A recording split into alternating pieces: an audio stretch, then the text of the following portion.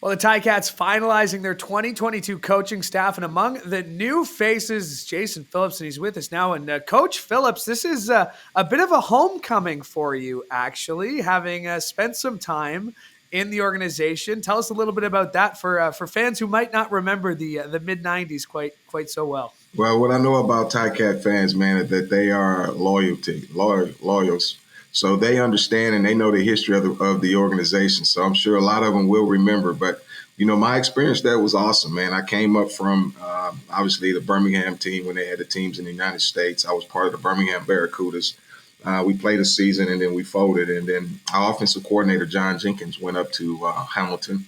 And obviously, John Jenkins, the history there is I played for him in college at the University of Houston. So when he got the opportunity to go up there, a lot of us followed him up there because we were running the same offensive system. So I'm very familiar with Hamilton. I'm sure things have changed a lot since I've been there. It's been almost, I don't know how many years it's been since I was there, but I do remember the people were great, man. The fans were awesome.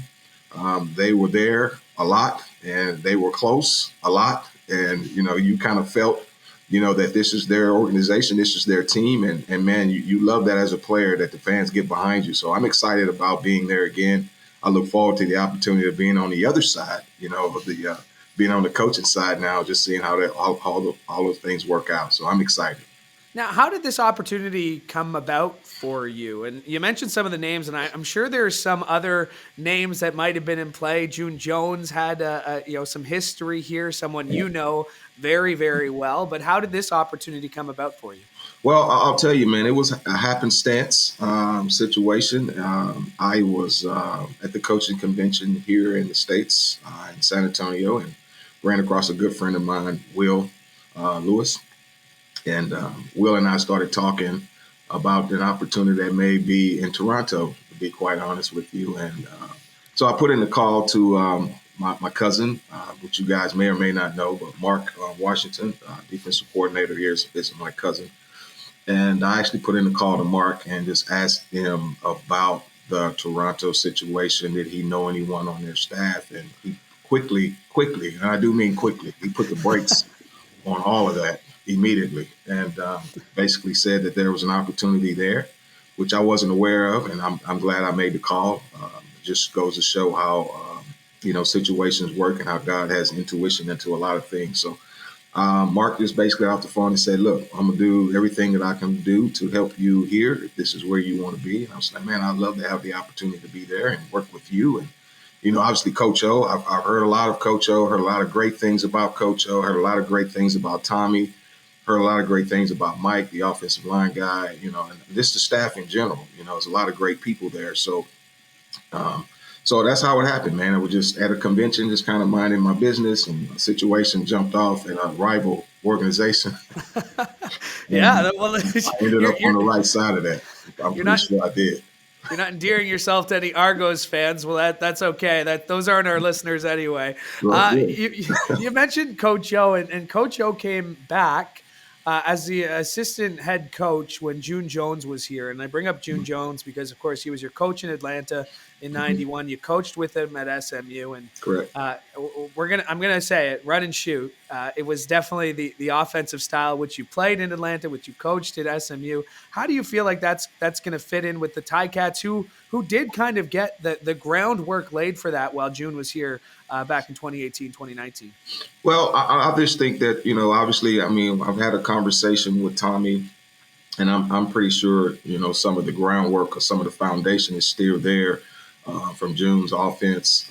But I do believe, and having talked to Tommy and just having conversation with JB and the other offensive staff with Mike, that, he has his own ideas, man. And I just believe that, a combination of a lot of different things, not just run and shoot, but, air raid system, basically I formations, power run game, outside, inside zone game, screen and perimeter game. You just got to have a lot of elements, and I say that because the field's so big. You can't just rely on one particular style of offense and allow people to kind of get a beat on what you're doing. We got to have some different ideas and some different nuances and some things. But I'm pretty sure, based on the conversations I've had with those guys and also the conversation I've had with June, I think the run and shoot is going to be a foundation, but obviously we have to allow everybody else, Tommy in particular, to build, his structure to the house, his layout to the house, how he wants to build it with the addition and the input of all the other guys on offense. But, it's built for that, man. Like I said, it's a receiver's dream. As a receiver, you go and play in this league and you get a chance to run downhill at your opponent. That's got to be, that was fun for me. I enjoyed it because I've never had the opportunity to do that before, but be able to come downhill full speed at a guy and you know where you're going and he doesn't, man, that's a big advantage. And you have all these options to where you can go, with the run and shoot philosophy. You have all these options, so, it was like cherry picking, man, just taking candy from a baby at times. So I'm pretty sure that would be some basis of what we're doing. Ticats have a really good established receiving group. Maybe not established. Haven't been here last year though. A guy like Pappy White, guy like Tim White. Last year was their first year in the Canadian game, and they really excelled. But obviously, there's still some work to be done. Do you feel like that connection of being a player who's made that jump from college, from the pros to the CFL, you can just kind of get that little extra out of guys like that and a guy like Braylon who's been around for a while? What are you hoping to really bring to that positional group? Actually, I look forward to meeting and talking to those guys and working with those guys. I think the biggest thing, obviously, is credibility. I'm not going into this thing blind at all. I understand we have to build a common ground of trust with one another. They have to understand that I am truly here to help those guys get better in pursuit of their goals and dreams and aspirations, whatever the case may be. And I'll get a chance to speak to each one of those guys individually and get a better understanding of that and see how my experience and my knowledge and my expertise can help those guys accomplish that. And so, I'm excited about the receiving core. Again, we met as an offensive staff and we talked about this group of guys that we have coming in. I'm excited about every single one of them. I know each one brings something totally different to the table, and our job is to maximize those abilities. And, quite honestly, these guys are professionals, man. And so the one thing that, they have to come into this with an attitude of wanting to be better, wanting to be coached, and, just kind of buy into what's going on, which it sounds like all these guys have. I think Coach O has done a tremendous job of establishing the culture, and the coaching staff has accepted the culture, and we're working together to, make sure that culture stay in play in Hamilton. So, I'm excited about these guys, man. And, we're going to work together. It's not going to be a deal to where I come in there and dictate nothing, man. We're on the same page. I would like to get on the same page as quickly as possible, and so we can all achieve the goals that we're there to achieve, and that's winning, and winning big and playing physical. You mentioned the goal was winning. This team has gone to back-to-back Grey Cups, haven't been able to get that actual Grey Cup since 1999. Do you feel those expectations? Do you feel any added pressure when you come into a team that's had regular season success but hasn't quite made it there yet? Yeah, losers feel pressure.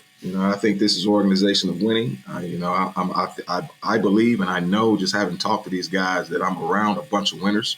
I know I'm a winner, and I go out every day to win at everything I do and compete at everything that I do. So there's no pressure in that. There's an expectation, obviously, and we want to live up to that expectation.